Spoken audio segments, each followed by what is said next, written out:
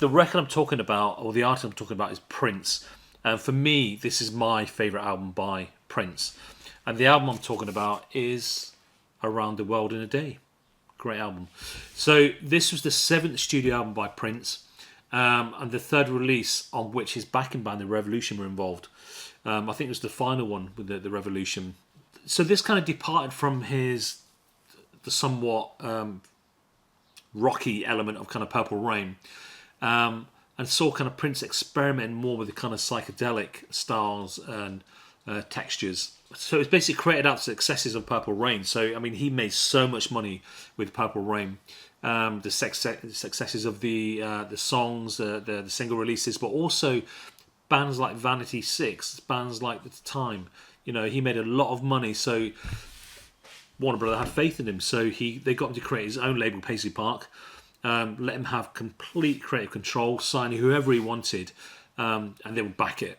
Prince and Revolution did work on a kind of almost like a follow-up to Purple Rain, but it sounded too much like Purple Rain, and they kind of scrapped all that and they started work on this. And supposedly, even by the time they'd done the Purple Rain tour, this album was all ready to go. So, refusing to bow down to expectation to follow Purple Rain with a very similar album, tiring of his overexposure, Prince followed a different creative direction. As I said, he opted for the more psychedelic, and he got criticised for it as well, because he was going down a completely different route. I think, you know, with any band who has a big album, a big sound, you know, especially the majors expect another version of that, or the fans expect more of what's happened before. Prince done something completely different, and because of that, it's my favourite. You know, in the United States, it's 2 times platinum. In the United Kingdom, it's gold. In New Zealand, it's gold.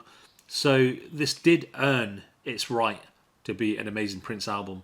I think at the time people were kind of a bit sceptical. Oh, it's not like the old Prince album, but I absolutely loved this. Now, if you haven't heard this album, you have to check it out, because a lot of people's knowledge on Prince finishes at Purple Rain. And believe me, there's some die-hard fans out there, and I know I'm going to get some comments about this album. All I can say about this album is incredible. If you have any other facts about this album, please let me know, because there's only so much I can research, so much that I know myself. But this is my favourite Prince album, without a doubt. A lot of people assume you'd go, Purple Rain, Purple Rain's an amazing album. But it's all about this one here, which I absolutely love. And that is Around the World in a Day.